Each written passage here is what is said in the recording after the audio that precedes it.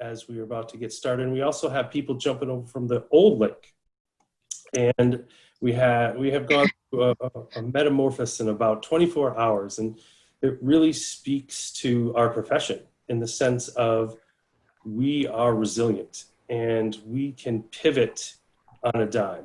And that's essentially how this whole initially came together. Is we had an idea, we talked to the MASCD board, and we were able to move things forward. And then in the last 24 hours, we had to pivot. We had to go to a more robust platform. We had to change the link that was already advertised. And the panelists were fabulous. Shauna, the MASCD president, as you see in your top left-hand corner, has been great to move this forward and move along. So I think at this point, Sean, I think, Andrea, if you could turn off your camera, that would be great as we move forward.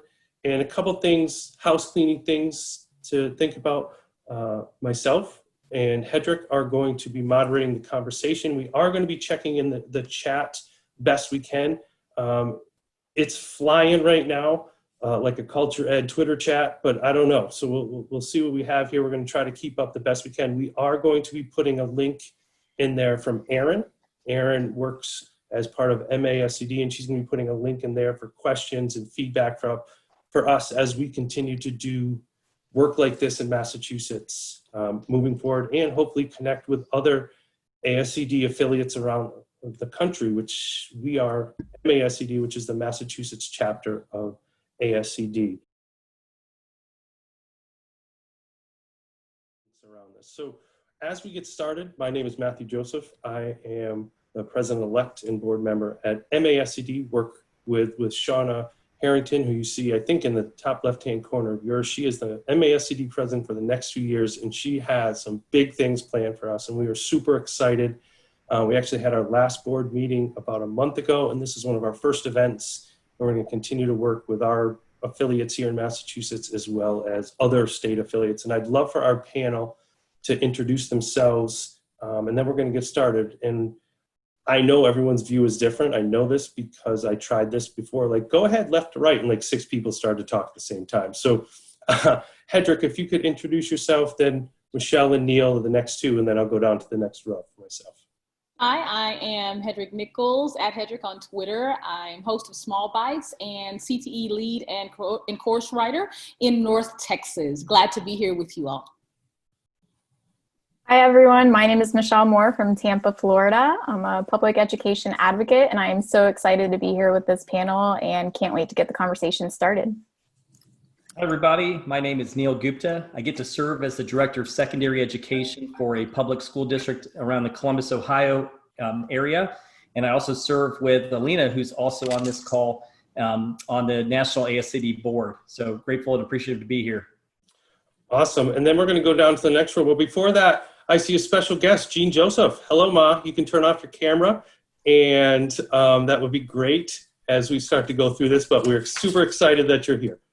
We're going to go Dennis, Basil, Adam, and Craig, if you could introduce yourselves. And also, if you haven't turned off your camera, it'd be great for those of you who haven't. Shauna's going to be going through and doing that. Good afternoon, everyone. My name is Dennis Griffin. I'm an elementary principal in Wisconsin. I'm glad to be here to learn from everyone today and be a part of this important discussion. All right, good afternoon. Basil Morin here, currently an assistant principal in the Atlanta, Georgia area. I am president-elect for the Emerging Leader affiliate through ASCD, but I'm also, most importantly, a disruptor of the status quo. So I'm so excited for this conversation today and the work we're going to be doing during this time. Hello, everyone. My name is Adam Fayal. I am the Director of Technology and Media Services for the Newton County School District in Covington, Georgia, also known as the Hollywood of the South. Really happy to be here and really interested in hearing different viewpoints and having an open discussion, something that's long overdue, but something that doesn't need to stop here. It needs to keep going and going and going. So we also have Craig Martin and Sloan Joseph, P. Sloan Joseph, but you just need to unmute both of them. And of course, we have our special guest, Jean Joseph, whose camera's still on. You can just turn that off in the bottom left-hand corner, or Shauna will do that as well. So Craig or Sloan, you want to introduce yourselves? Hi, I'm P. Sloan Joseph, and I'm an instructional technologist from Greenville, South Carolina.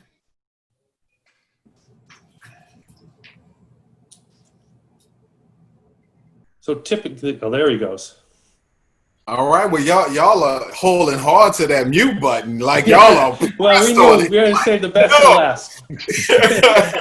What's up, family? I am Craig Martin. I am here in Boston. I am from New Orleans, Louisiana. I am board member on MASCD. I'm an emerging leader, class of 2012. I am incredibly excited to be able to experience a dope moment in time with you all. So, thank you.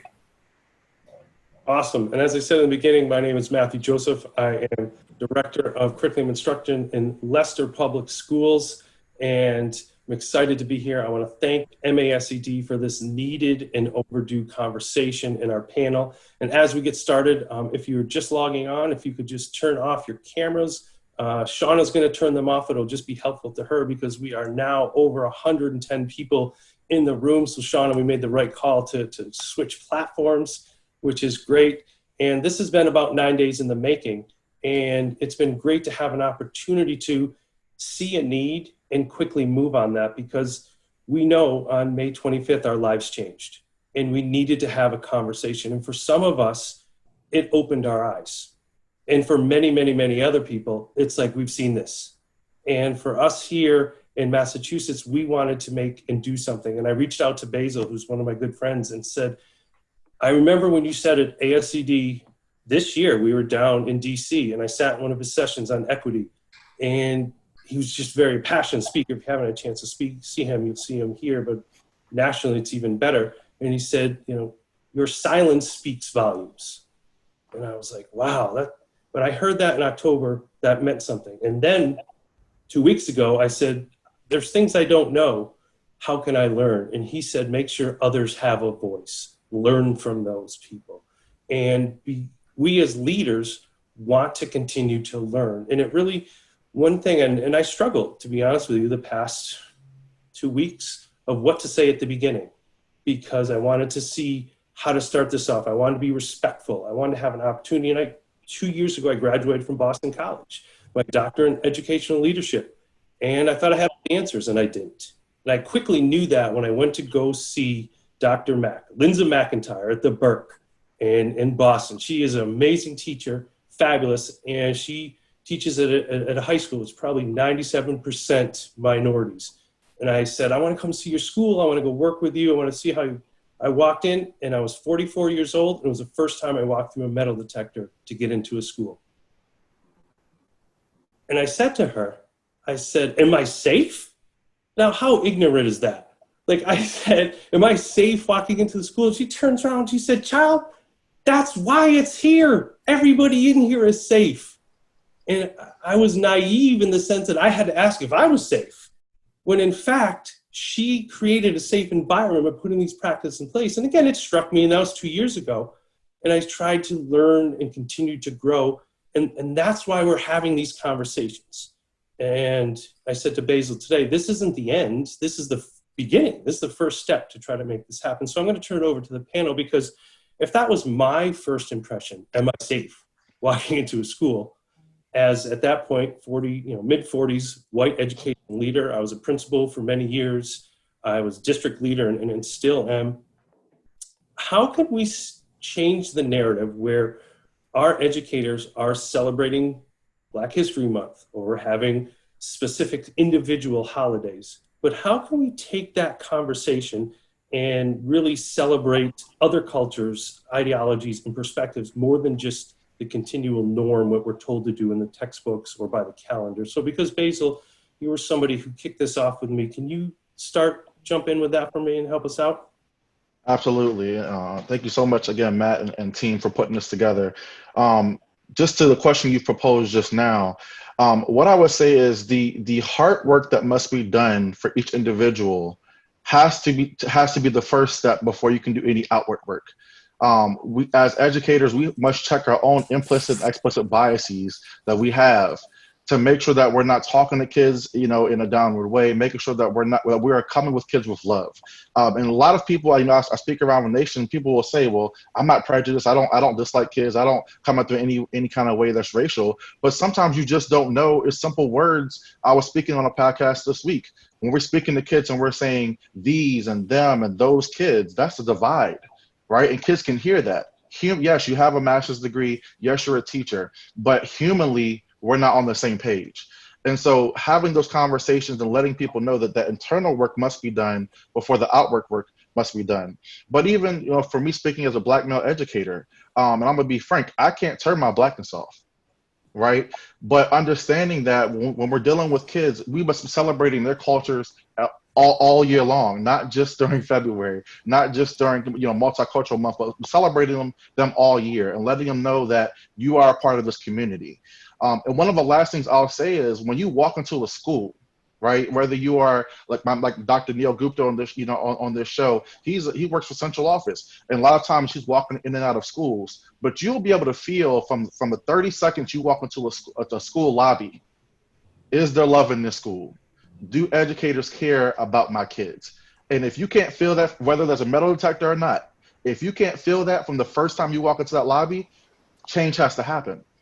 No. For the student, do I see myself in this school, on the walls, in the classroom? I have to feel a part of this community. And so many kids that leave the school or drop out of schools will tell you, I felt like my teachers didn't care about me, the school didn't care about me, and I didn't feel connected. So how are we making sure that we're being inclusive, not only in special ed classrooms, but making sure that we're inclusive as a whole for the school community? No, I appreciate that. And Shauna, if you had an opportunity, could you just unmute Sloan when you get a chance? It's under Mark Joseph. And I want to throw it to Craig before we go to the next question, because I got to see Craig be a leader live and in person. And maybe he's mute on here. So I'll come back to him. And I know, Dennis, you work in an elementary school, and I see your great photos, and I see the work and the big smiles. And tell me what happens when this camera's off. I know that might be hard for you.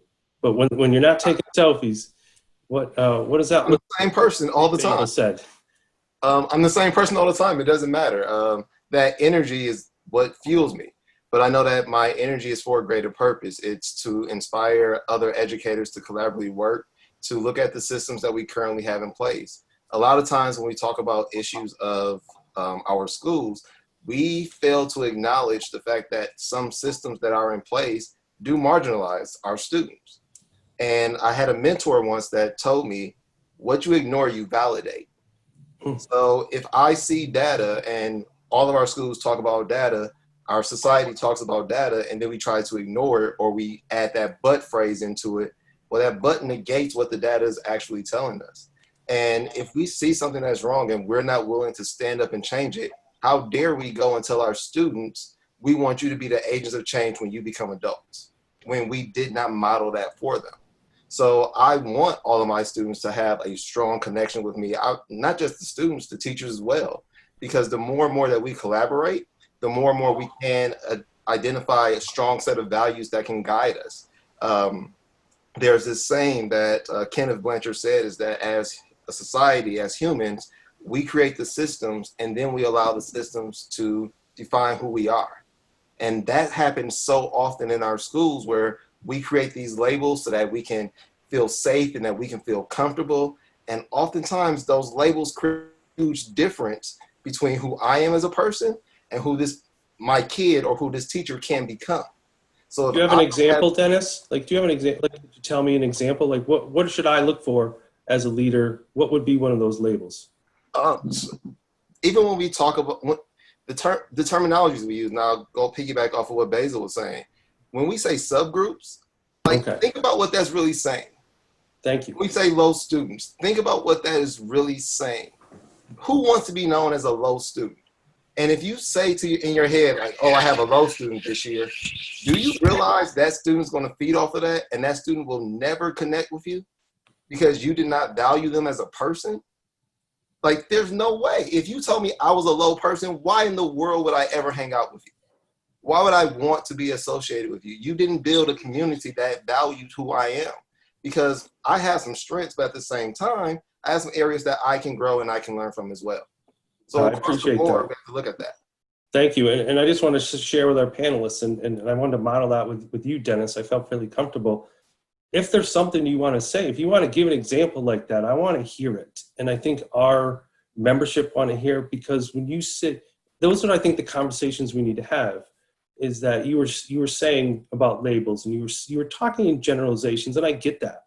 And maybe this isn't a safe enough space yet, but I want to say to you, I want to hear what that is, because we as leaders, I honestly didn't know. I could make what up, but I'm going to think about what a 49-year-old white leader is going to think about for that label, not what one of your kids in your school will think about. So for our panel, obviously within the realm of professionalism, but if there's something that you want to convey, like Dennis just did, please do that, because you are helping everyone that's on this call. You're helping the membership of MASCD, and you're helping educators as a whole. So, and Matt, if I could interject in there for a brief second. And one thing I want to make clear to everyone who's attending, there was not a Black election and for panelists on racial equity and diversity, and we weren't elected. So the people on this panel, while we do bring our expertise to the table, what I don't want people to do is walk away from this saying, well, I heard a Black guy say it on this panel, so that's what I have to do now because he spoke for Black people. That's not what I'm here for. Okay, they didn't elect me. Okay, so don't say Adam said all Black people.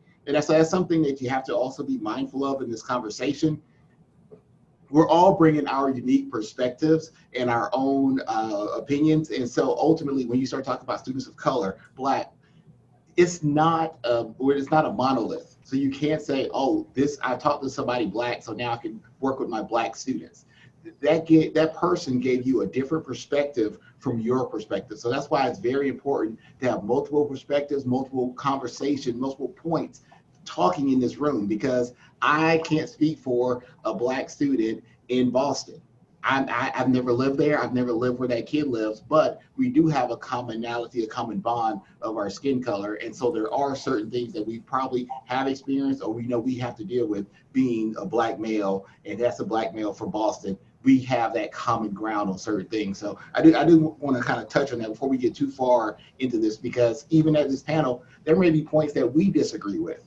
And that's okay for us to have disagreements on that, because what works at one place may not work here. And Adam, I want to jump in before we go to the next question. I want to jump exactly on that. We are not the unique voices of all Black educators. And I say that often so that people don't feel like, well, if I have that one Black friend and I talk to that one Black friend on a regular basis, I have the perspective that I need to deal with all Black kids. And that's just simply not the case. So going to labels, I'll go ahead and move us on to the second question because I don't want us to run out of time.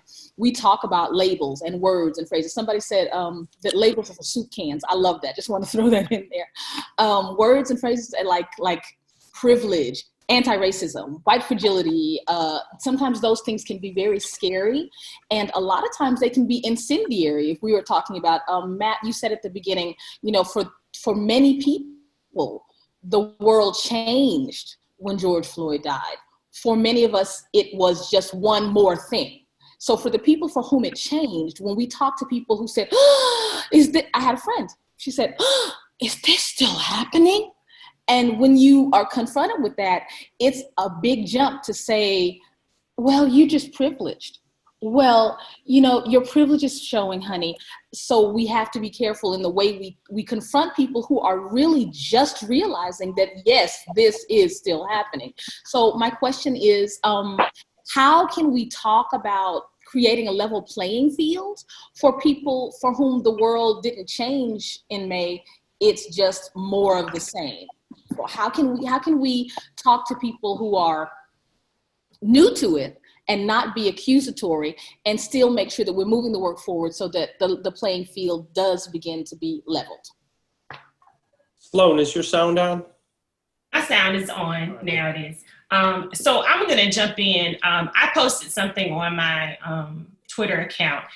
And when this all happened, I had quite a few white people reach out to me either on Twitter or from work or just different organizations I'm a part of. And it was very hard for me to verbalize at that time because this was not new information to me. So there's this grieving process that we go through every time that this happens. And so what I tweeted out was that the first thing is there has to be information. I don't care if that's a documentary, an article, a book, a video, whatever. I would tell somebody new to this conversation, first of all, before we can have a conversation, because it should not be all on me to inform you, you've got to do the work. Just like we expect for our students, you know, as a teacher, I'm trying to empower my children to be researchers and to not depend on me for all the answers. So sometimes I will tell them, oh, that's something you could Google. You could Google that phrase and there's all this information. So first of all, the first step is information. And then once you get that information, there must be reflection. Until you've done a reflection, we cannot go to step 3, which is a conversation.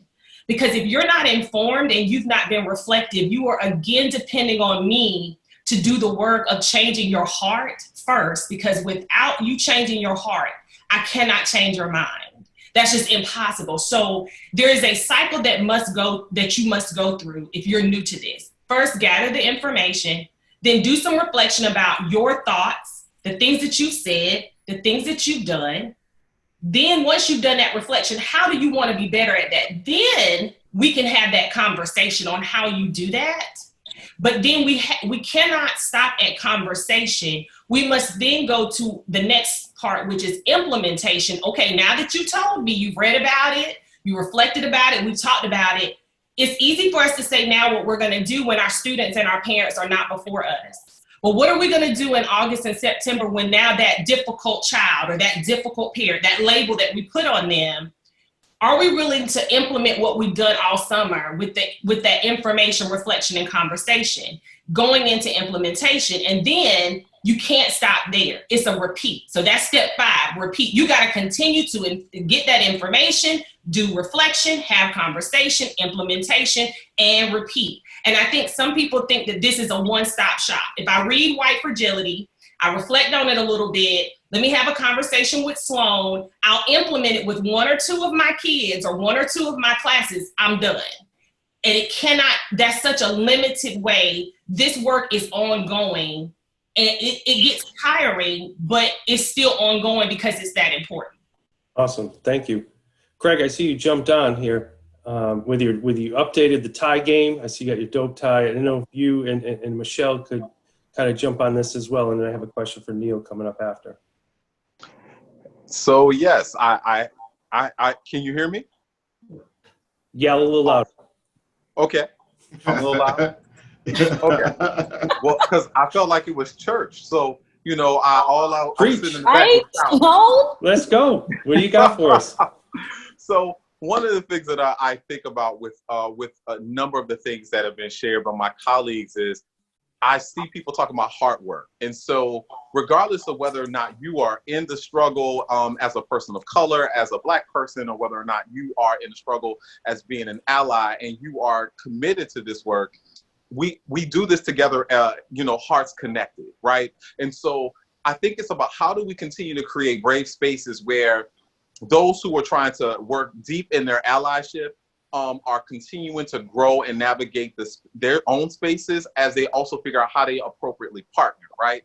And then you think about how do you also find yourself as a person of color being rooted to who you are and those things that you want to see for yourself, but also knowing, you know, innately that you are also going through trauma. You are also going through grief. You are consistently having to redefine and define a host of things about who you are as being a person of color and how important all of that is. And so for me, I'm on fire about a lot of this because what I'm consistently thinking about is, yes, how do we ensure that we have appropriate narratives of who we are, and how can we carry those stories in our spirit so that people who don't find the connection initially because of our hue has the actual ability to do so because the story is actually so such a connection to who they are and the work that they're trying to do. And so I'm really excited to continue to be part of this conversation because I know for me being a Black male in this America right here, I think Dr. Kendi, Ibram Kendi, and also Malcolm X talks about the American nightmare, right? And knowing that in this experience that we're currently having, Black people have been going through the nightmare for over 400 years. And so it really is definitively about how in the world are we able to cope, navigate with resilience and strength to be able to do this in a really resounding way, but also know that we have the tools and partnerships afforded to us to be able to continue to do really great work, overcome all kinds of obstacles and insecurities, and be able to do some really phenomenal work. So I'm really excited about this conversation. I want to echo everything that has been said, and I just want to continue to learn with you all. So I'll pause here because I'll keep going. Awesome. Matt, before we throw it back to you, because I know you're going to start asking about resources, that's one thing. I know we've all said, do your first work. You know, everybody is generally, and I think, as Sloan said, we are all in a stage of grief every time this happens. And so when our friends reach out, we want to be helpful, but as Sloan said, make sure that, you know, do your first work, do your Google, do your research, do your reading before you ask someone to educate you. Having said that, I hope that everybody has someone in your circle who you can ask questions that you might not find the answer to in Google, because there are wolves in sheep's clothing. As I go through some of the resources that people are gravitating toward in Twitter, there's a particular man, he has about 70K followers, and every good resource that we would mention here, or wide fragility, or he rips those. And I generally think that if you are gravitating to a resource that is negative, that is not empowering, that is not positive, Lucy on the phone. Hello? Somebody's mute, not me. If you are Hi. gravitating Yes, to resources. Hi, Lucy. Okay. Hi. Great. All All right. Well, then should we get started, Greg? I'll wait. I'll wait. Greg's got a visitor. Okay. If you're gravitating to resources that are not positive and welcome, uplifting, everyone. then I would say to make sure that you look for other resources that are uplifting, because no one who's really working towards the cause is going to continually be negative and rip someone else's work. They may say that it's not appropriate, but they're not going to call it a monstrosity or disgusting or those kinds of words. So just be careful when you're looking for resources that you're looking for people who are empowering. Even if they are critical or critiquing another resource, they are in general positive about moving this all forward. Awesome. Michelle, I didn't know if you wanted to jump in before I jumped into Neil, because I'm going to go off script with a great question I saw in the chat. So I like Dennis is chopping at the bit too. I digress to Michelle first. There's one thing I want to say, but Michelle, absolutely you first. Thank you. And so many great things have already been said. I'm just only going to echo a little bit, which is when we have a tragic event happen, and I think people who have been doing equity work for a long time have two reactions. And the first is like, here we go again, because all these people will be up in arms and asking a lot of questions and oh my gosh, and then it kind of fizzles out as things are not portrayed in the media as much anymore. But my initial reaction is almost like cringing, because I have so many friends that now use that opportunity. So it's what was mentioned earlier. I'm going to go to that one Black coworker, my one Black friend, and ask them to relive their trauma so that I can have a better understanding. And if that's not like the worst use of privilege, like it's just really, really terrible. And it's sad, because I know most educators are so giving and so caring, and they would never intentionally cause that sort of pain or discomfort in another colleague or friend, and they don't realize that they're doing it. So if nothing else, and I'm not speaking for every white Latinx person in the world, but when you see something like that happens, take the words that were shared earlier, go Google, go research, go do some of the work with yourself first before going to that person, and hopefully you have more than one Black friend, because that's like another conversation you need to have with yourself. But we just can't, and that cannot be acceptable, and people cannot think it's okay to do that. And I just want to say that, because if nothing else, like, please just don't do that the next time you see something in the news that upsets you. If I could just chime in very quickly, when you talk about that self-work, like even before you go get resources, one of the very first questions you should ask yourself is, if people are talking about we are fighting for equity, that means somewhere there is inequity.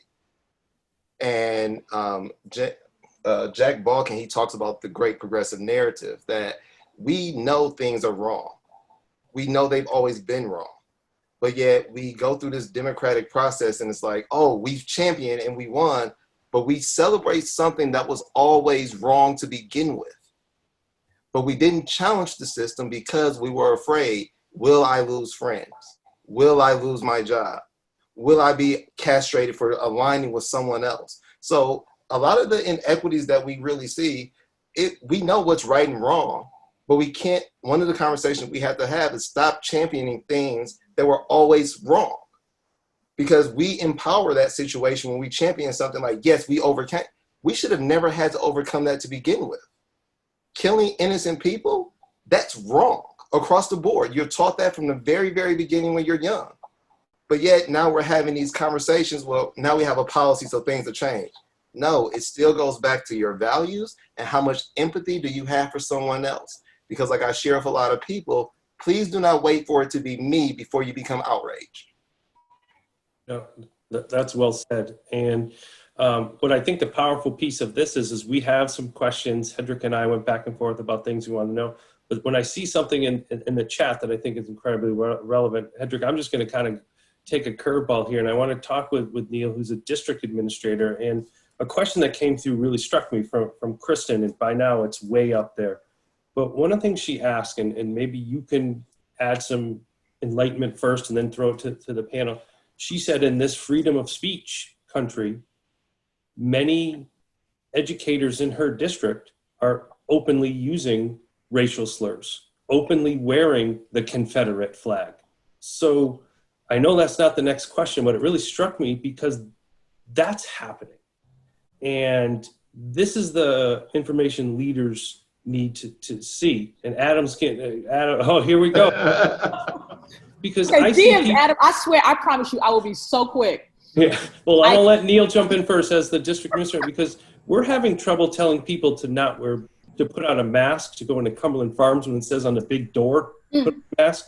How are leaders going to confront a student in September when they walk in a Confederate flag? Or add your own example, but that question really struck me. And as leaders in MASCD, and that's our mission to support our leaders in ASCD, the floor is yours. Let me, before you... Or not. No, it is. No, it's legal. But let me define the question a little. Let me narrow it down, because the help me out here. Why can I not wear a Confederate flag, but I can wear a "This Teacher Believes Black Lives Matter" T-shirt? Because that's what that's where it's gonna be a real problem. It's not just, not only can I not wear, why can't I wear this, but well, you can wear Black Lives Matter, I can wear a Confederate flag, and those things are not opposites. So go, Neil.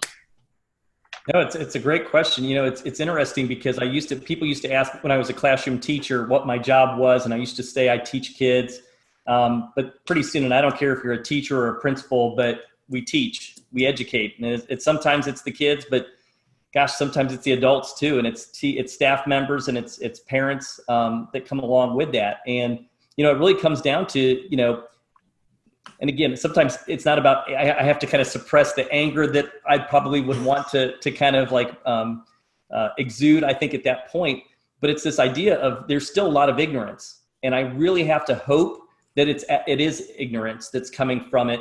And it means that we teach and we reteach and we explain the history of, well, why do you want to wear that Confederate flag? And what do you believe that stands for?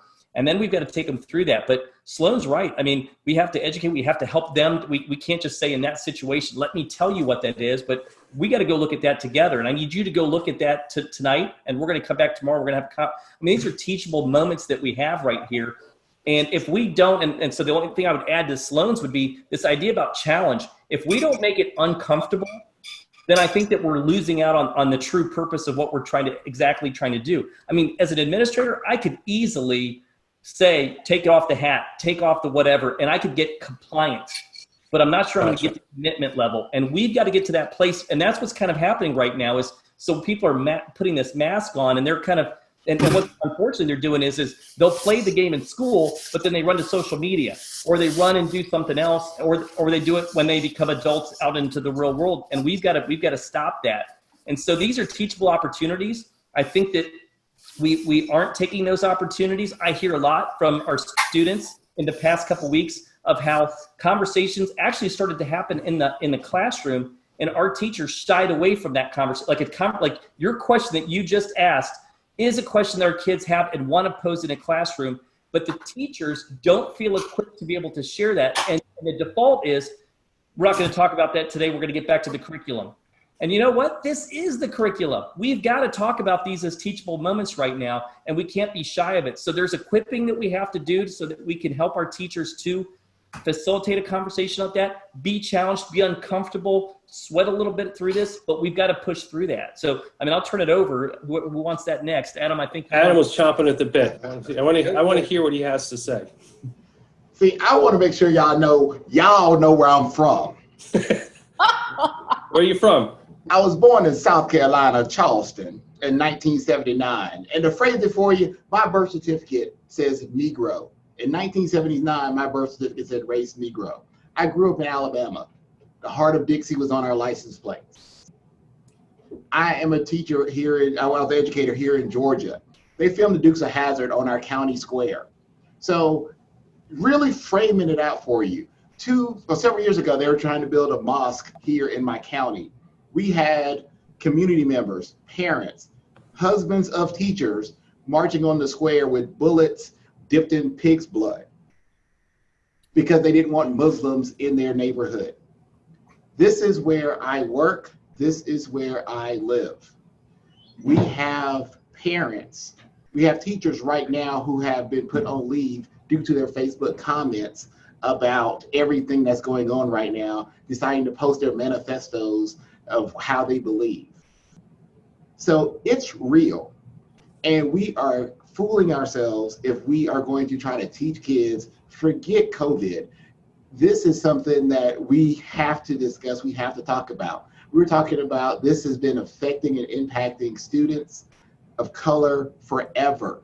This is from north to south, east to west, it's in our country. But you're going to have our students that are going to come to school wearing Confederate flag shirts just because, hell, they're kids. They're going to look at it as a way to be rebellious, and they have no idea why they're wearing it. They were just told that it was something that they couldn't do, so they're going to try to do it. They're going to push the envelope. So Neil, as you said earlier, if you were just putting a rule, oh, you can't wear that, it's going to be this big dust up. It's going to be in your local paper. Somebody's going to have a Facebook page against it instead of taking the time and educate.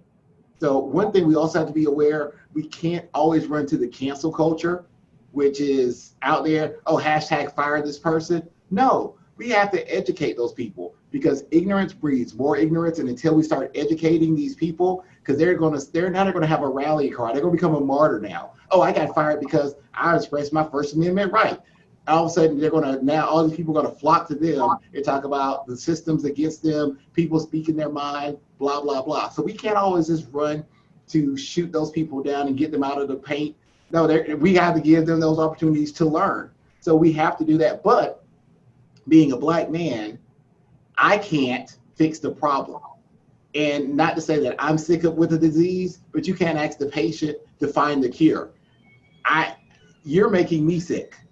You have to find the cure. I can't find the cure. You're making me sick. So that's the thing, going to Sloan's point, you can't just go to your Black friend and say, well, what can I do to be better?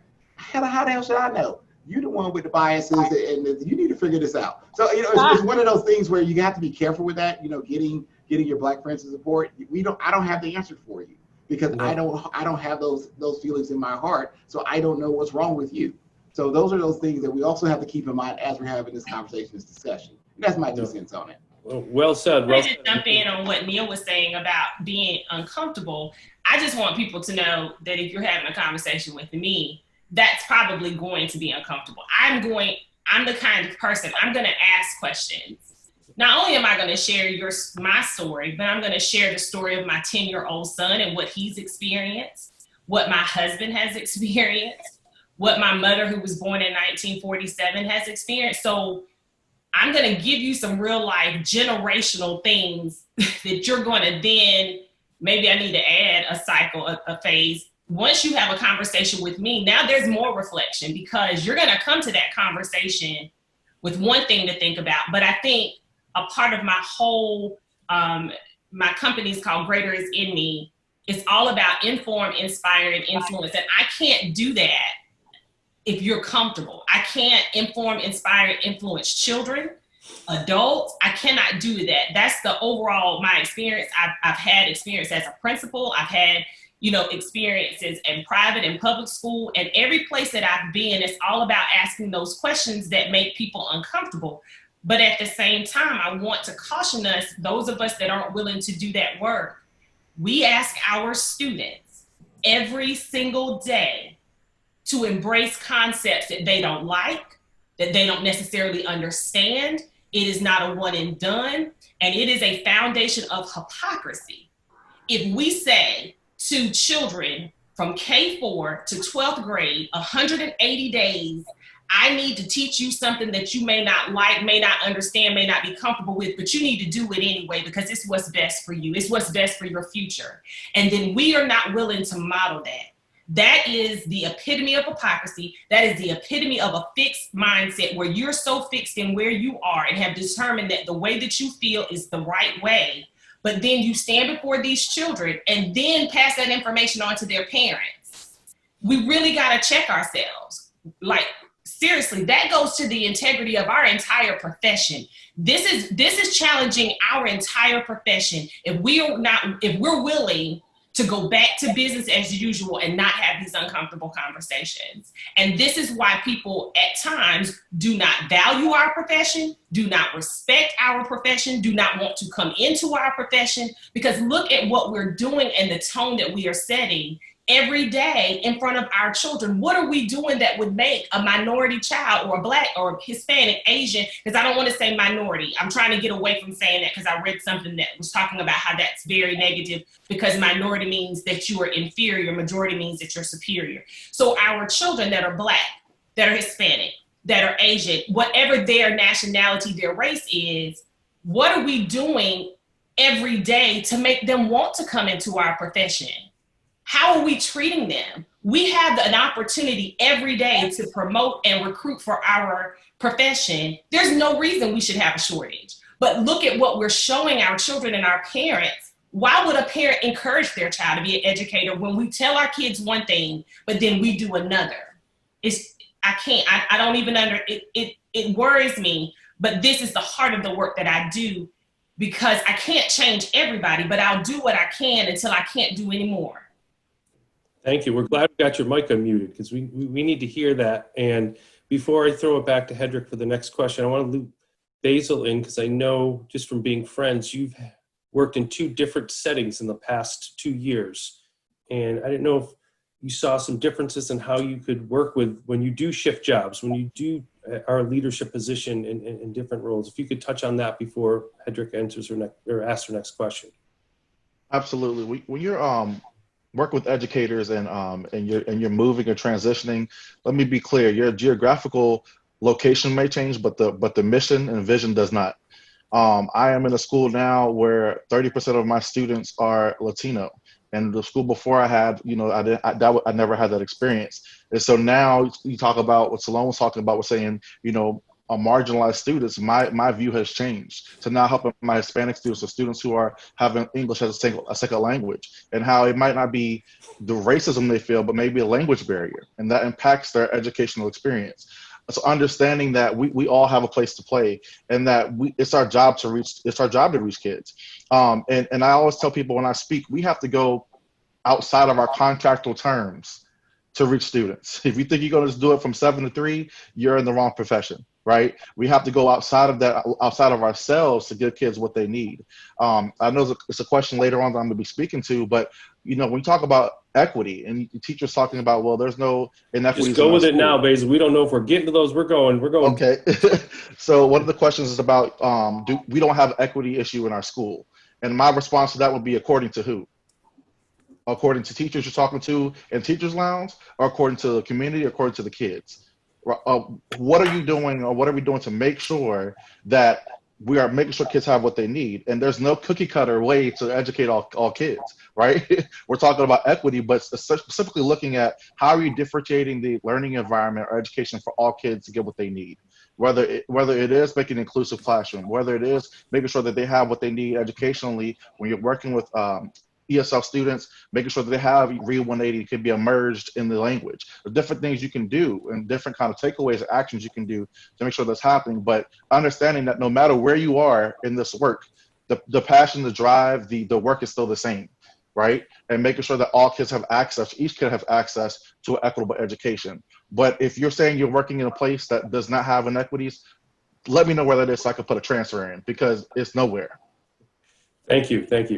And just real quick, Hedrick, I wanted to give Craig a prop here. This was so important to him. He is having an executive board meeting, but didn't want to miss this conversation. So if you see him talking to people, it's not that he's not interested. Didn't want to miss this. So he's kind of jumping back and forth. So when he can, he's going to add his voice, because I've known Craig for a while. Oh, you got to unmute him though, Shauna. So I just wanted to let people know that he's just not like, yeah, whatever, I'm just hanging out here in my office. So I did want to give him that due. When he can, he'll jump in for sure. But I didn't want him to miss this conversation. Hedrick, what do you got for us? I'm going to actually throw this to Adam, because it kind of goes back to what you were talking about the computer flag. We had a question in the chat, and I'm going to combine that with one of the questions that we worked on. The question we are just somebody doesn't want to hear me talk. Hey. Well, I think that's Craig's doing his best to go back and forth. When he unmutes himself, he might hear his board meeting. Got it. Yeah, the question was from Pack. He said, so do we just let our kids wear a Confederate flag and then teach them and hope that they'll change? And I think it's a really good question, because let's be honest, fall is going to come and we may have race wars. You know, we're going to have the All Lives Matter kids, the Confederate flag kids, and the Black Lives Matter kids. And it's one thing to wear those things. It's another thing to wear those things and have those. When I taught in Switzerland, we had refugees from two sides of the Yugoslavian war that was going on then. And I didn't understand that this was not some teenage beef. This was historical pain that they were working out. So what we're talking here is this is not going to be some teenage gang stuff, some I don't like you, you don't like me, pretty girls, smart nerds and athletes. What are we going to do in our classrooms when the Confederate flag All Lives Matter group meets the Black Lives Matter group, and stuff comes up on the yard? Because in a lot of our highly diverse schools, this is going to happen. So Adam, you were talking about, those teachable moments. Can we start with you?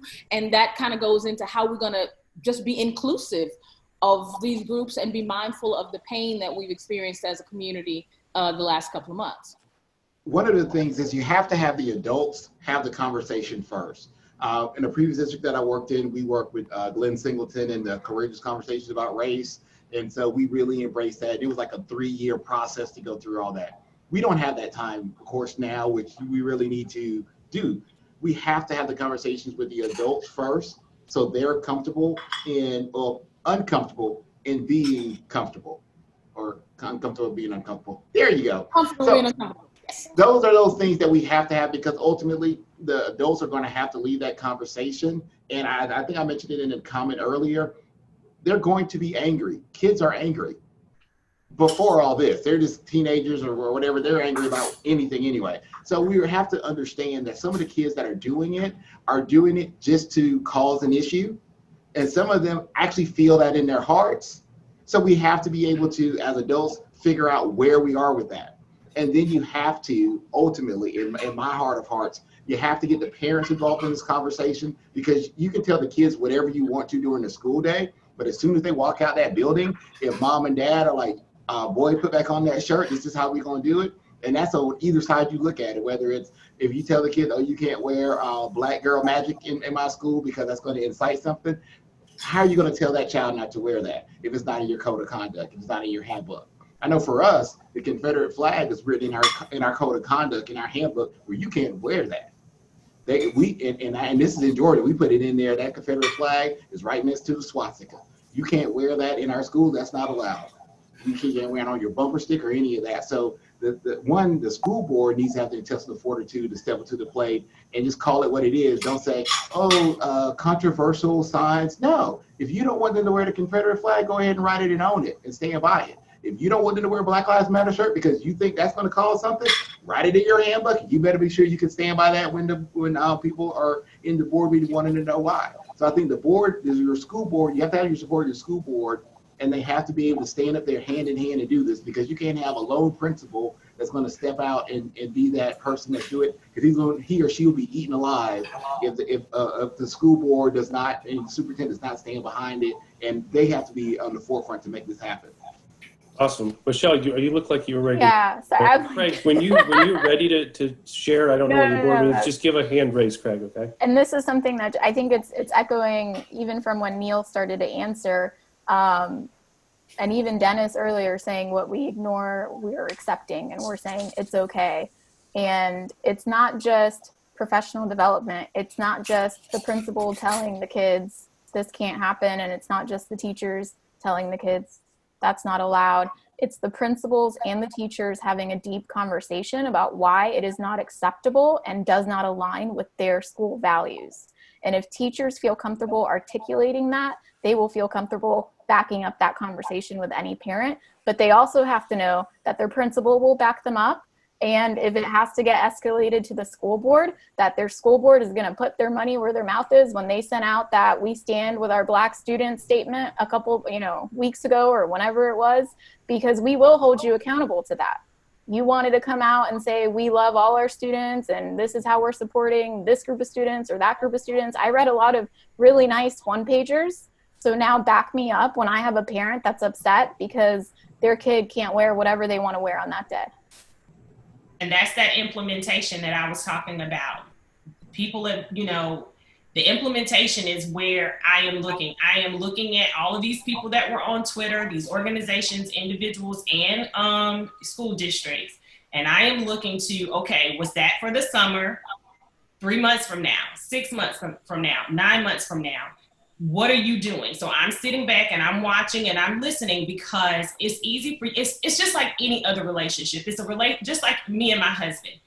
If I tell him that I'm going to change a particular behavior because that's causing problems in our relationship, I can say that all day, but am I consistent in implementing that?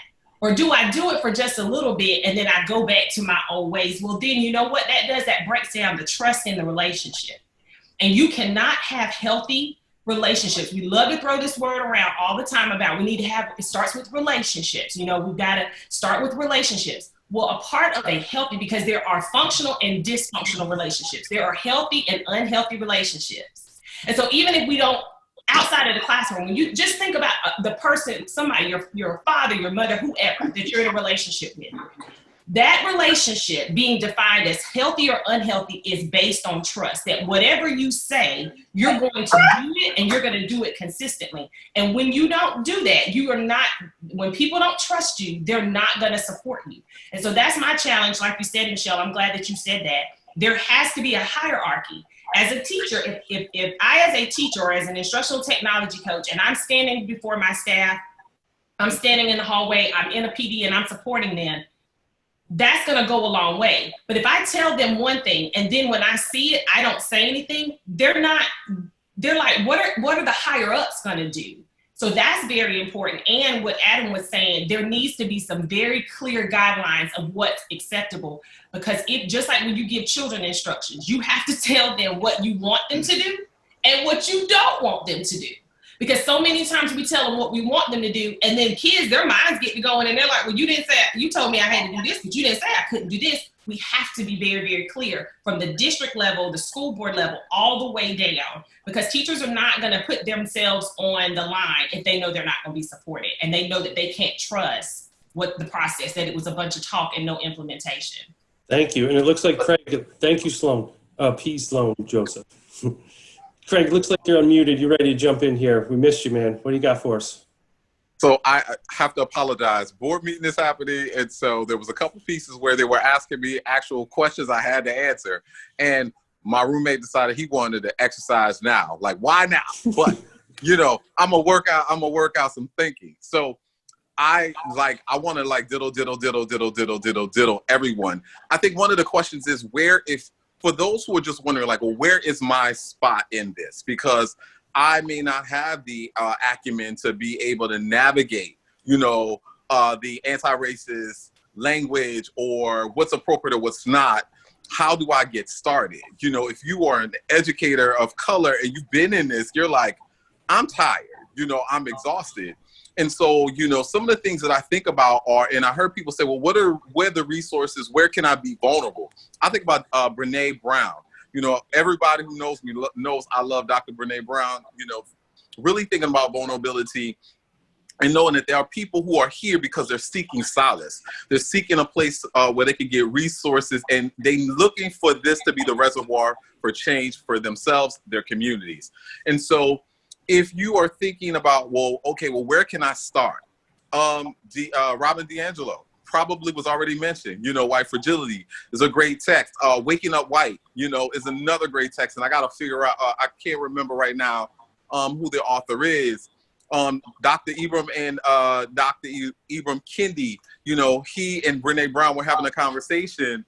Yes, thank you, Debbie Irving. We're having a conversation in unlocking potential. And so here's one of the things that I was talking to some of my colleagues, Basil, who is my bro, and JT and Shantae, and we were talking about, well, what happens when someone has been socially conditioned for so long, right?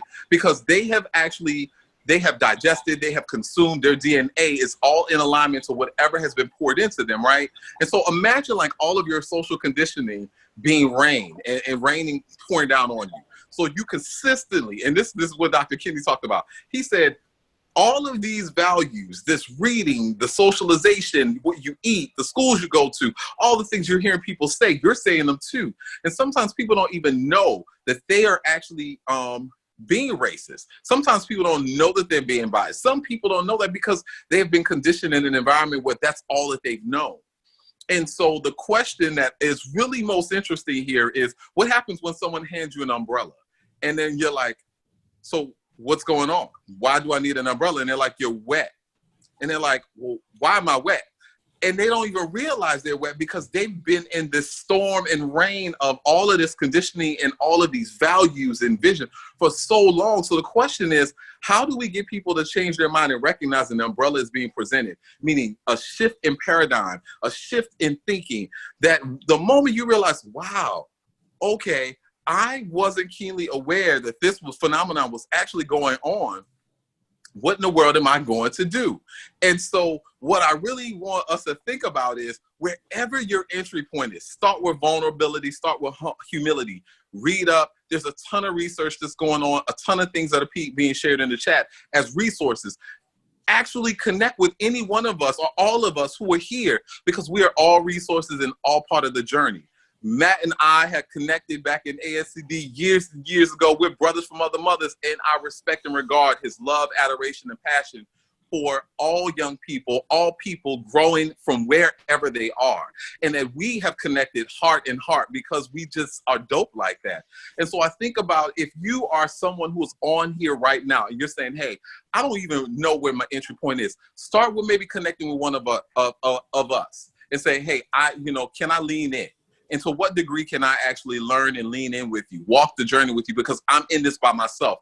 I'm in a rural village, or I'm in a place of, where everybody has these, they know it's inequitable. They know that we're doing things that are going against young people. They know that we're disenfranchising communities for years. It's been part of a system. What can we do differently? And so if you need that assistance and you need a squad, because everyone loves a squad, hit up and connect with one of us, because that's the way we get this work happening. So I love everything that was said. I don't even know what the original question was, but I really Awesome. appreciate Neil and Dennis, through all of this. Neil and Dennis, this is what I got. Hey, Craig, Neil and Dennis, what? I You know. can be any assignment with me.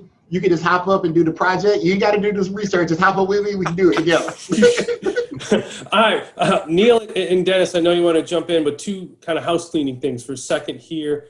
We got about 20 minutes left, just because we said we'd go to 6, and we could talk for, I know, we've been over an hour already. But the key piece of this is Aaron from MASCD is also dropping in a link to give us feedback, because we're hoping to keep these conversations going throughout the summer. And this is just the beginning. And so please check out that link. Aaron just dropped it in. I will be respectful and mindful of time. We have questions we're never going to get a chance to get to, but the question I want to go off of what Craig just said, and I know Neil and Dennis, you're talking about connecting, you're talking about resources, we're talking about all of these things that we can do. And one of the fears I've seen, and I'm a white leader, I'm 49 years old, we want this umbrella.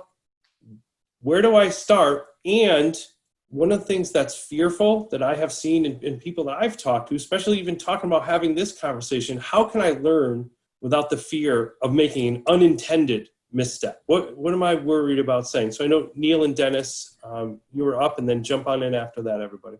Yeah, so I just want to tackle, I'm picking up right where Craig left off because it's huge. A couple of years ago in our district, and I said I'm in a Columbus suburban district, 15, 20 years ago, 30 years ago, white community, very, very white community. Over the past 10 years, slowly, the demographic of our students has changed, but not our staff. The staff is still white. And so our district has starting to see a shift in not just color, but also discipline data. When we start disaggregating the data, the achievement data. And I love that our principal said, look, we can't, and this was a couple years ago. This isn't just what happened recently, with George Floyd, but said, we've got to make some changes. We can't just, yes, we're at 90% achievement, but we can't look away and say that 10% is because of Black or 10% is this or whatever. We have to start making some changes. And so, Craig's right. Book studies are great. There's a long list of books, and I think that is a great place to start. But you're really starting to challenge, assumptions and beliefs of, I don't have a problem. There's no problem with me. Everything is going well. We stumbled across. Neil, let me just stop you really quickly. I would like to make sure that everyone knows that this is a teachable moment. I know that most of you are watching the chat as he speaks. I'm going to give the floor right back to him. When you see that things like this happen, you experience racism very much as Black people in America. Somebody thought that this was such an important conversation that they want to disrupt. So while Sean is getting rid of that person, while that's happening, I would ask everyone, just go ahead and close your chat for a minute and direct your attention to Dr. Gupta. Thank you. Go ahead. Great. I just want to say, one of the things that I think helped to challenge our beliefs with our staff early on, and even our administrative team, was Harvard Project Implicit. It's a free survey that adults can take, and I'd start with the adults first. And what we did at an after-school meeting was we said, go somewhere in the building. We're giving you the gift of time. Go to your own classroom. Do it right here. You're not sharing the results with us, but go ahead and choose that and see where you are. Unless you have something that disrupts your thinking, it's not going to make any change at all. Or what's going to happen is people are going to learn about it, but it's not going to impact and change them. And we needed to get to a place to say, check your own assumptions, check your own beliefs before you can start really moving forward. So that's just one resource I thought I'd share. Turn it over to Dennis now. Thank you. When we talk about equity, and I'll even touch up on the point about the chat piece, a lot of times you'll see something like that and it hurts. And then you have a reaction to it, and people are willing to judge the reaction and not assess what got you so upset in the first place. And when we talk about equity, people ask, where do you start? Well, let's really think about this. Dr. King, yes, we celebrate him now, but guess what? He was vilified. He went to jail. He lost his life. Malcolm X, very similar.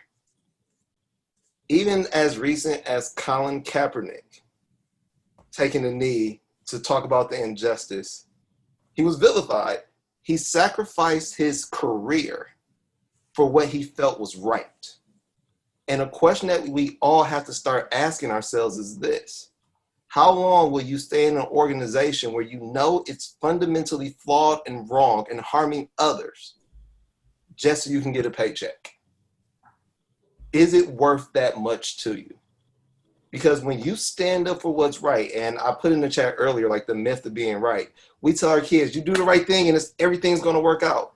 Doing what is right is so hard, because when you speak up and you stand up for something that is right, people will vilify you. People will hate you. You will lose friends. You will lose job opportunities.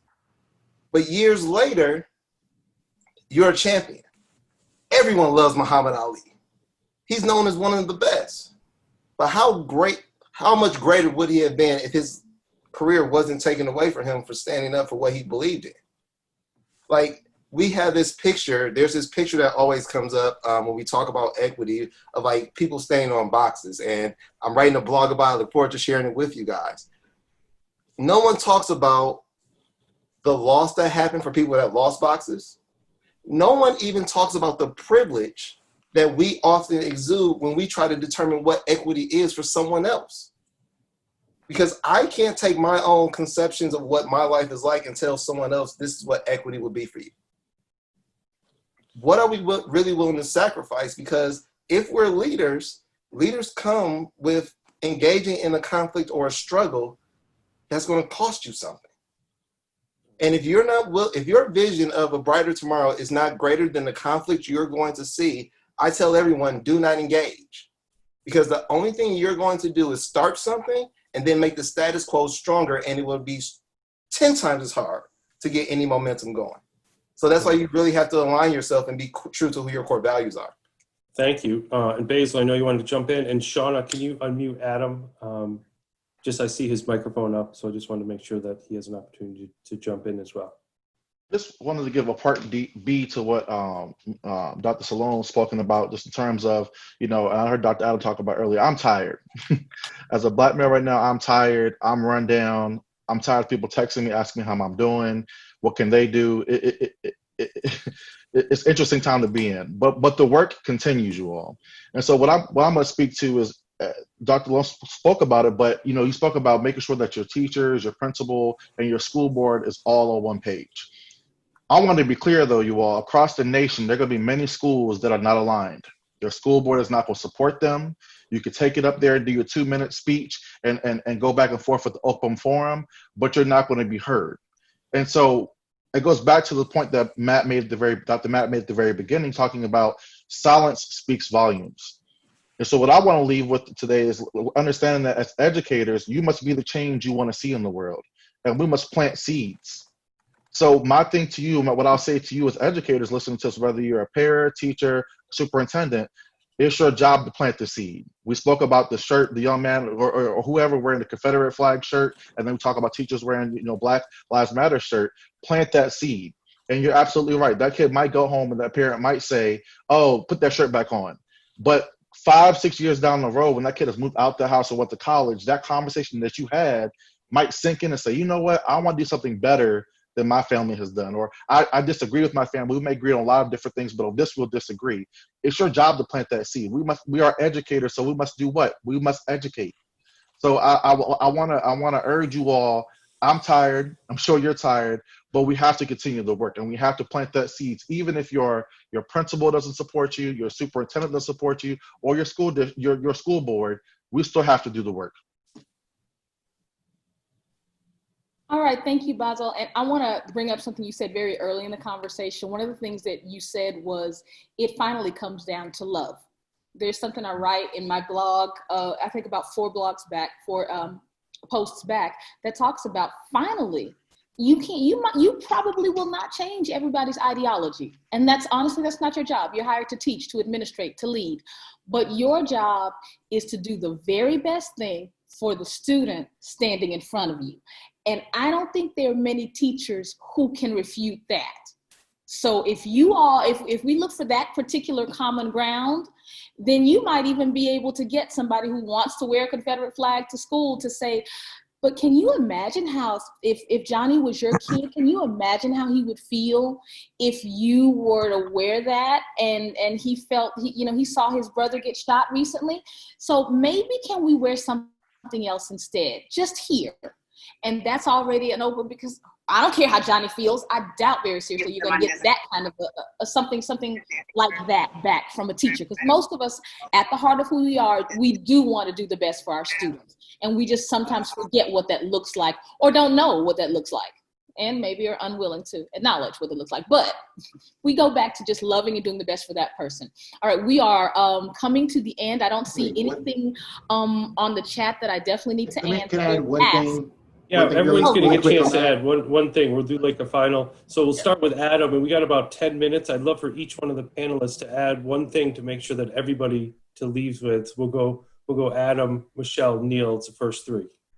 One thing that I want to say, it's been asked multiple times as a white person, what can I do? Listen. Do you have a lot of Listen, teachers that's who have the one piece that elementary young I children at home encourage. who then you may also need to think Exactly. about Hold on, that's Craig's meeting. We're getting a double meeting in they here. are unable to come in as well. Go ahead. Yeah, it's listen. You have to listen to what's being said because, and it blew my mind. Somebody mentioned the Colin Kaepernick, and I heard some talking heads on a particular network saying, well, if he only said what he was kneeling for, where the hell have you been? Have you not been listening? Just because you chose not to listen doesn't mean it wasn't said. So when you have students who are rebelling, I mean, why are these people rioting? You weren't listening when they told you what their problems were. So you have to open your ears, you have to listen, and that's part of the conversation. You can't empathize with somebody unless you're hearing what they're saying. And sooner or later, people get tired of talking, and when talking stops, that's when people take action. We may not like the action that they're taking, but ultimately, when you don't hear me anymore, when you're not listening, I mean, think about, somebody mentioned in relationships and marriages, when people can't hear, when you're not listening, that's when divorce happens. That's when people start doing all these things because you're not understanding me. So please, people, listen, have the dialogue, have the conversation, because you can't change unless you're hearing and having a conversation with somebody else. Thank you so much, Adam. Michelle. Wow, that was awesome. Everything that everyone has said has just been really powerful, so thank you. But I think a lot of people, a lot of leaders, especially if they haven't been part of these conversations before, always want to know where to start. And, trying to plant the seed back in those people who say, we don't have inequities at my school. I think especially white leaders need to start by really clearly defining what equity means, whether it's based on their district equity vision or, organization's equity vision, but what does it actually mean to them within their sphere of influence?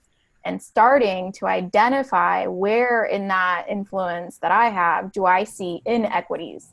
Because the better you get at spotting those inequities, it kind of starts painting a path for you of how to move forward. And if you're not seeing them, then you can't really take any action to move forward. And I know Matt has been really great about being transparent in his equity journey and asking for help and being vulnerable and going to other people. And this keeps getting brought up of, well, I'm scared to make a misstep. And, one, read Brene Brown, Dare to Lead. We're going to make mistakes and no one is human. But, just because you're starting this journey, and even people who have been on their equity journey for years, it doesn't mean that they're cleansed of all biases and they just randomly go away. Every day, not every day, but often I have to stop and think, why do I think that way? And is it a bias that I have, or is it just like, a thing and I let it go, right? But I kind of have to get used to stopping and asking the why behind why I think something or believe something to be true, and accept that mistakes are going to happen. And the only way you're going to be able to move forward in this is through shared leadership. So if you are one white male leader trying to fix all the inequities in your school, yes, you will fail. I mean, you're going to make a lot of missteps and you're going to make a lot of mistakes. I don't care how much Brene Brown you read. And so when you're thinking about it and planting those seeds, having those people who are probably already in your building, passionate about the work, asking them to the table. If your school doesn't have an equity vision, create a committee, make one. What does it look like? Who are marginalized groups? It's not always about color. It might be ELL, ESE. A lot of times, there are different populations in different schools. I had one teacher, they said, well, my school's all white, so we don't have an equity issue. Is it the way the gifted kids are getting treated versus everyone else? There are marginalized groups everywhere. And planting those seeds for leaders moving forward, ask different perspectives to the table, who will bring in those different lenses, not just your favorite teachers that do all the PD, your support staff, your coaches, your nutritional services, anyone who is willing to come to the table because they all see your school in a different lens. Thank you. Thank you so much, and thank you for participating. 2 minutes, what do you got for us? Well, I think the one thing I would or Hedrick. Oh, I'm sorry. I didn't hear you. Who's up? Who's up? You're up. If you got something to say it. There's no way I'm going to tell you to stop talking. But I will say about 2 minutes though. Okay, I will say that what you said was, how can I go about doing this? I'm at a low diversity school. We don't have a lot of problems, but how can I make a difference? I'm scared to do it wrong. The one thing I want to let you know is that you will get it wrong. That is the only way to grow. My favorite quote is this thing from Michael Jordan, where he talks about how many missed shots he had and how many shots he didn't make at the buzzer and all of these ways that he failed on the way to being the GOAT. So if you are afraid to get it wrong, then you're not in the game. You're not even in the game. So if you want to get on the playing field, and not even if you want to get on the playing field, you have to get on the playing field because we need your voice. Your kids need your voice. The community that you serve needs your voice. The broader community needs your voice. And so I implore you to do whatever you need to do to get out of your comfort zone so that even when you get it wrong, you can back up and start again. So yeah, get it wrong. You can get tired, you can get scared, but you cannot give up. Awesome. All right, Neil, you're up now. Yeah, so lots been said about staff and our work. So I'm going to tackle, I'll let others talk about staff too that they may have, but I'm going to talk about kids and just our idea of, as we head back into the fall, we got to help kids both find their voice and then amplify that voice. And so I think a lot of our students, and then it's going to happen different ways. And Hedrick has said that, like they may come out with questions.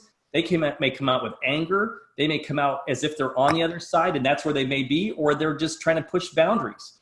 I think that it's important that we look for those opportunities. Our students are, students were protesting at our school. Of course we embraced it, but then we also said after that event was over, let's have a conversation and you got to talk to us and tell us what's happening. They were afraid of repercussions by talking to district administrators and principals and teachers, on a Zoom call. And we had to create that safe place to say, we're here to listen and we're here to make some changes and we need you to be part of this process. So I think we have to lean into that. Even as early as the elementary, middle school level, everybody may have like responsive classrooms as you're building your SEL communities. But are you helping to help students to find their voice and amplify their voice and put those conversations into play? Or are we just going to talk in general about things? Just like Matt, you talked about how it wasn't until you were 49 years old, you went to an urban setting to see those metal detectors. Yeah. So we're in a suburban district, and one of our principals reached out with a rural high school and a urban high school, and they do swaps throughout the whole year. They're swapping students back and forth and doing shadow days, and it really helps to open their eyes because we don't want to wait for them to be 49 years old. Basil said, I'm in classrooms all the time. I'm in buildings all the time. My backpack is my office, but I'm in and out. Unless I take a shadow a student day where I'm shadowing a student for a full day, do I really start to immerse and remind myself what happens? But I got to put myself in different positions. I got to feel it. And so, it might be that I'm shadowing a Black student, but it's not just one student. I've now learned, Adam, you taught me on that one. I'm going to have to think about making sure that I'm really figuring it out in different ways and getting different perspectives of what it's like so that I can have a better empathy experience so I can be a better administrator. Awesome. Thank you very much. So we got about 5 minutes. We got Craig, P. Sloan, Basil, and Dennis, about 1 minute each. Give everybody a last minute, something to leave on. Those were really powerful, Adam, Hedrick, Michelle, and Neil. Thank you. All right. Thanks, Matt, for making this happen. This is dope. So here's what I will say. March forward in your own healing. That's for me what I want to share and leave as a joy for the people and as a gift. So think about your mind, body, and spirit. Just making sure you take care of yourself regardless of where you are in this work. That's going to be super important. Amplify good news. So you have the ability to share what good news is happening, counter the narratives, share different resources so that people have the ability to see different experiences from their own. Sometimes you have to really change the game and the atmosphere altogether. Rise with resilience, knowing that this is doing those runs, treadmill running, you doing those squats, all those things, Pilates, you have to rise with resilience and know you're going to continue to grow in who you are, in your individuality, humanity. So continue to do that. Create brave care spaces. So whether or not it's you and a friend, as you're looking at white fragility and talking through your own growth in that, or whether or not you're someone who's by yourself and you feel like I need other co-conspirators, create spaces, digitally, virtually, coffee hours, whatever, but create those brave care spaces and then hold on to hope. We are resilient people. We've been here before. This is not the first time, but we're getting better and we're using more tools and more people are having an eruption of consciousness now. So I think we're at the right time for this, for everyone to start seeing and experiencing things differently. So march forward in your own healing. I love y'all. Thank y'all for allowing me to be in the space. Thank you. Thank you. P. Sloan Joseph, 1 minute. Leave us with something. They all want you on a TV show. So what do you got for us? I just want everybody to understand as educators, we have the opportunity to influence. And so I was just thinking about not just our police officers, our law enforcement that have killed unarmed Black men, but when you think about Dylan Roof, when you think about George Zimmerman, when you think about Michael Dunn, those men were somebody's student. And those of you that think that, well, I'm at an all-white school, why should I talk about it? Because your all-white student body, they're gonna go out and be managers and lawyers and doctors and nurses and law enforcement officers, and they're gonna be in every area. And if you're gonna spend 180 days from K4 to 12th grade, that is sometimes more time that they're spending with their own parents. And so you can, again, sow those seeds of empathy, of trust, of kindness. You can give them another narrative. You can change the narrative for them in your space, in your time with them. So don't think that just because you don't have Black and brown faces in your spaces, that you don't have the authority and the power to change children's lives about people that look different than you and that look different than them. That's why we're in this, to make a change that we want to see in the world. So it doesn't matter what the faces look like that are in front of you. You have that opportunity so many times. Please take advantage of that. Thank you. Batman, we're going to go with you, and I'm going to wrap up with my friend Basil, who helped me to start this journey. So, Dennis, you're up. One of the things I would encourage people to do is when was the last time you took the time just to feel? Feel how a kid would feel how another human would feel. And when we look at our data, we have gaps in learning, we have gaps in discipline. A question we have to ask ourselves is that equating to a bias and prejudice that is going to create a limiting label for someone as they continue to progress through life? And I had a friend and I were talking this week, and they said, when you know you have a marginalized population, what have you intentionally done to level the playing field for that marginalized population? When you look in the area of like leadership, how are we diversifying our leadership? Because if we have people at the table, we can have more conversations that can disrupt the system and the status quo. We have to stop waiting for the proverbial safe space. We wait for this comfortable space to have like this nice conversation. These aren't nice conversations. These are hard. They are going to hurt you to a certain degree because you can't believe that this is the reality that people have to face. But while we're waiting for a safe space, we have to realize who's advocating for our students while we get the opportunity and the privilege to wait. Now is the time for us to be the models of change that our students deserve. Thank you. Thank you, Dennis. Basil. What I would say as we end this webinar today is that this space and this opportunity is fearful, right? And when you break down the word fear, it is false evidence appearing real. We have to understand that you have to push past the fear to get what you want. And so we do not grow in our comfort. And so as Denzel Washington says, I love listening to him as motivation for me, he says, we all are going to fail, but make sure you fail forward and fall on your back so you can get back up and try again. And so I would say push past the fear and understand that people are going to be more willing to work with you when you have failed, but willing to try again instead of being silent and doing nothing. We can't work in our own silos and get this done. What are the action steps? And please don't allow this to be a one-time event for you. Like we've talked about before, you attended the webinar this afternoon, you forget about yourself, and this is all you're going to do. You have to continue this work. We have to continue this conversation. I would say add everyone on this panel, add yourself as attendees, and making sure you're continuing the conversation because we can't do it by ourselves. Thank you. Before we wrap up, and then we're a tad over, but thank you. We still have over 100 people here. So Last thing I want to say, two things. One, Shauna, I don't know if you can put your camera on. Not only does it take bravery and vision from the people who come on the panel, Shauna is our MASCD president. And when I brought this idea to her less than 2 weeks ago, it starts with that openness as the president to say, this is what we're going to do. This is how we are going to represent ourselves as MASCD. And I know for the most part, she's been a yellowish screen behind the scenes, turn off your mics and turn off your cameras. But the conversations don't happen without leaders to have that courage. So Shauna, thank you for. Thank you to all of you, all the panelists, and for Hedrick for co-moderating with Matt, and thank you for everybody who came. This is the work. It's always been here, and there's a new urgency, and I feel like there's an opening in conversations that we can really push into this and do better work than we've been able to do in the past. So I'm really excited about this conversation.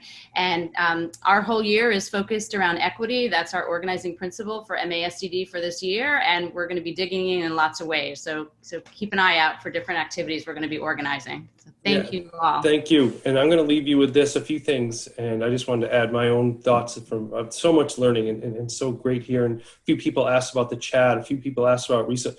If I had said, can you all throw stuff in the chat? It would be like maybe some of it without saying anything. The community of learners here were part of the conversation. I talked about at the beginning, we have to pivot as an educational force. Nobody said throw resources in, and it just happened. And that's the power of connections, and that's the power of positivity, and that's the power of listening to what people said. So we are, as a board, going to, because part of moving to Zoom as well is we'll be able to save this chat. This will be archived. We're going to take these resources, probably not tomorrow, like we're going to get it out there, but we're going to get all these great resources out. You don't have to scroll through the chat.